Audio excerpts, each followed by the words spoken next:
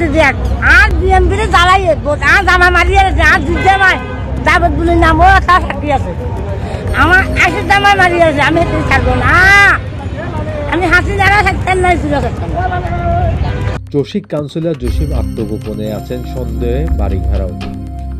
চট্টগ্রাম শহরে একেখান এলাকায় গোলবাহার টাওয়ার নামে একটি ভবনে সাবেক চসিক ৯ নম্বর ওয়ার্ডের কাউন্সিলর আওয়ামী লীগ নেতা জসিমউদ্দিন লুকিয়ে আছেন এমন খবরে বাড়িটি ঘিরে রেখেছেন পুলিশ এবং স্থায়ীরা।